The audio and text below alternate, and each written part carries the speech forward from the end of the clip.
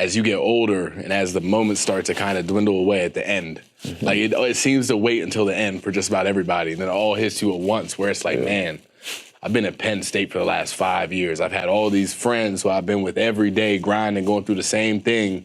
And the realization of, okay, it's not going to be like this here soon. So, Hakeem, I'll ask you first, and Dvon, we'll come back to you. When did you make that decision to come back for a 6th year, and what was the thing that put it over the edge for you to come back? Honestly, I could say after that game, I truly made that decision. I didn't have the best season personally, and I didn't want to go out like that. And I got some making up to do with the guys. Some proving to do. Some proving to do. Yeah, and it's funny, man, like, you know, you work so hard for your opportunities, and then they come, and you're the starter. I mean, we were supposed to have P.J. Mustapher on tonight. He's a guy who held down one of those spots for a long time, and then it opens up where both of y'all get to hoop a lot, right?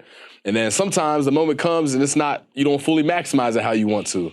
So to have the opportunity to come back is important, and I'm sure it's exciting. Yeah, man, it's a blessing, man. It's really humbling.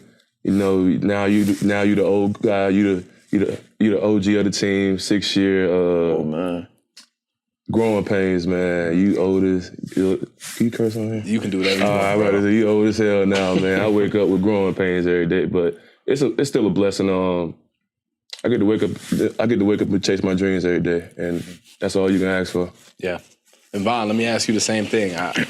We talked a little bit before the game, and obviously, you know, we're all close, but I knew that considering coming back for a 6 year was something you spent some time doing. But I want to ask you, what was the moment where you knew that you wanted to come back and do another year with Penn State?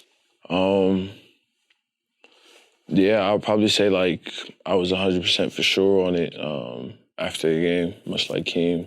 I kind of had an idea beforehand, but I was very set on that decision after the game. I had a lot better year than I had last year, and I just want to capitalize on that, you know.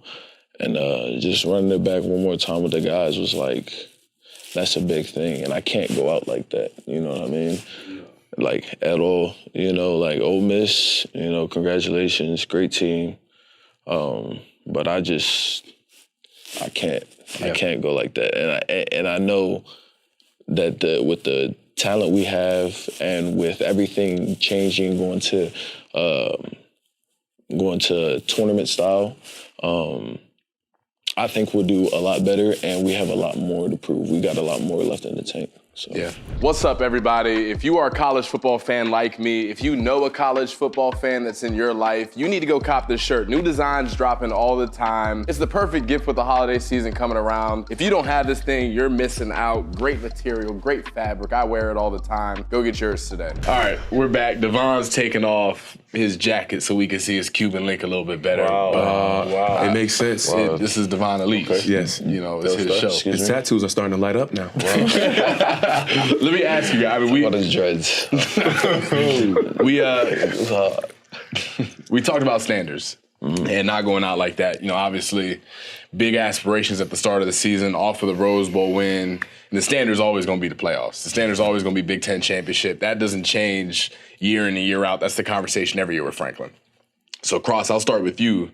When you look at that gap and where you're trying to close on that next step that Penn State football wants to take, how crucial is it to get 2 D tackles back in their 6th year, and how massive is that going to be to bolster that unit up front? I feel like it's real crucial because with our defense, it brings the maturity and the leadership to our defense, and keeps us, because we got a young defense, so it keeps us steady and keeps us going.